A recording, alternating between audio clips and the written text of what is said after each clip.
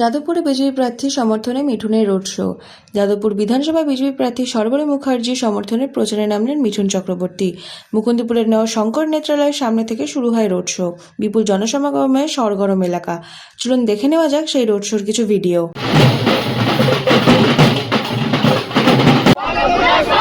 আমার ভোট তোমার ভোট।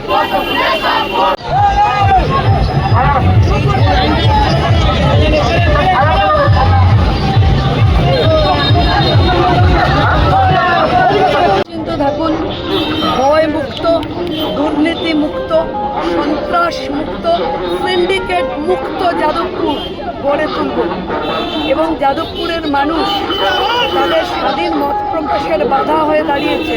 যা 11তে ছিল তা আবার 26-এ, তাই যে ঘটনা 11তে ঘটেছিল তা আবার 26-এ ঘটে। পুরো সমস্ত বিজেপি কর্মীদের আদর্শ মিঠুন চক্রবর্তী, এই অনুভূতিটা নিয়ে কিছু একটু শুনতে চাই। দাদা আমার প্রাণ,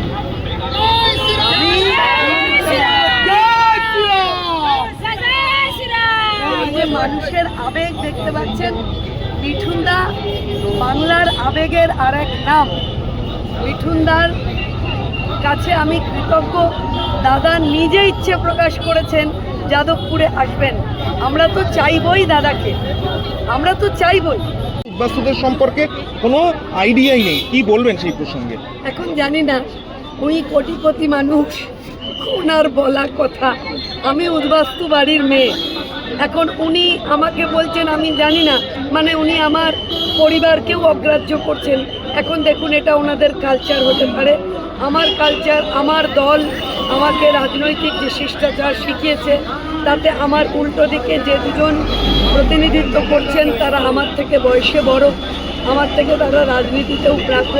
তাদের সম্পর্কে আমি কোনো কটূক্তি করব না, শুধু বলবো সময় উত্তর দেবে।